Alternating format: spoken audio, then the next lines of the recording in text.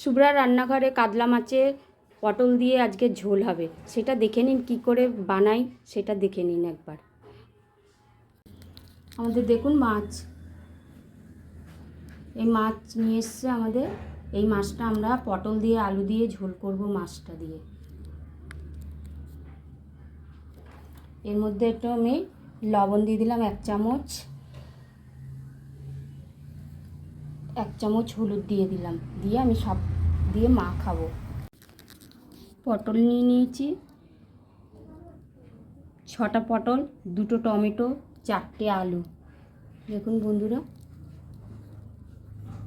4টে আলু আমি নিয়ে নিলাম। এবার কাটবো, কেটে আমাদের পটল কাটা হয়ে গেছে। পটল আলু কেটে নিয়েছি, টমেটো কেটে নিয়েছি, ধনেপাতা লাগবে,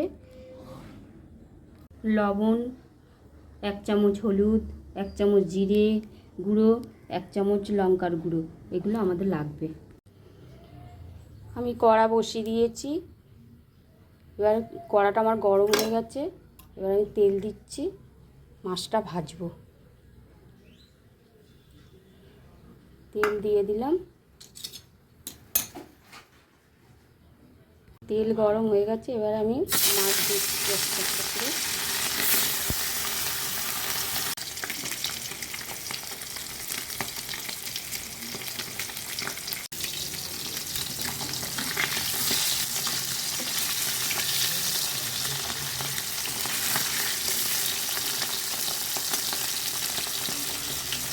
আমাদের মাছটা ভাজা হয়ে গেছে, এবার একে একে আমি তুলে রাখছি।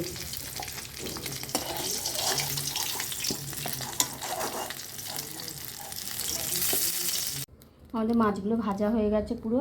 এবার আমরা পটল আলু ভাজবো। এবার দেখে নিন বন্ধুরা, আমরা পটল আলু দিয়ে দিচ্ছি।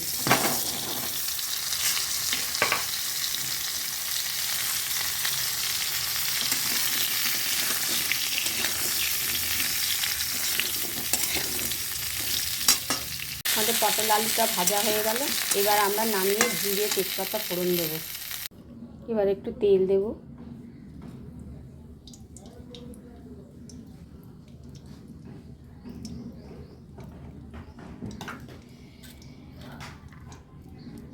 একটু জিরে দিয়ে দিলাম, এবার তেজপাতাগুলো দিয়ে দিলাম,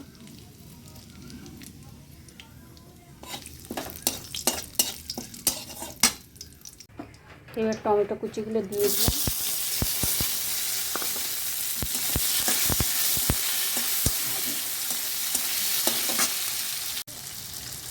এবার আমাদের টমেটোটা ভাজা হয়ে গেছে। এবার আমি আদা রসুনের পেস্টটা একটু দিয়ে দিলাম,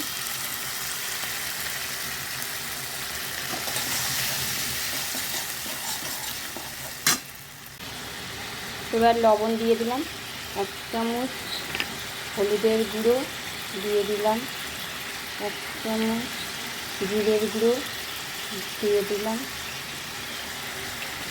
লঙ্কার গুঁড়ো দিয়ে দিলাম।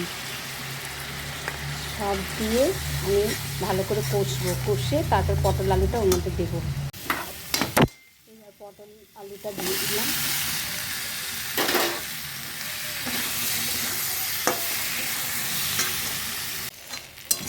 আমাদের আলু পটল মশলা দিয়ে আমাদের কষানো হয়ে গেল। এবার আমরা জল দেবো।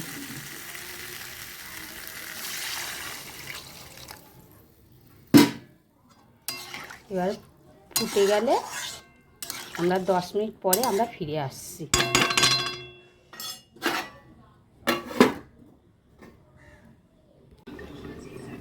এবার আমরা ফিরে আসলাম 10 মিনিট পরে।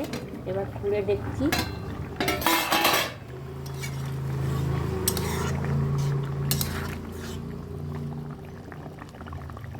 হয়ে গেছে এটা। এবারে মাছটা দিয়ে দিই,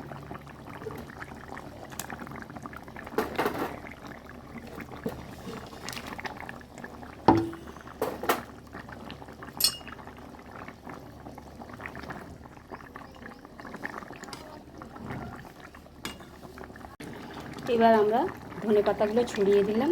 আমাদের মাছের ঝোলটা কমপ্লিট হয়ে গেল। এবার আপনাদের নামিয়ে আমি দেখাবো। দেখুন বন্ধুরা, আমাদের মাছের ঝোলটা কমপ্লিট হয়ে গেল।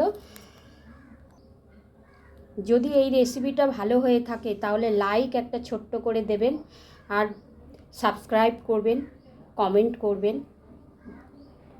টাটা।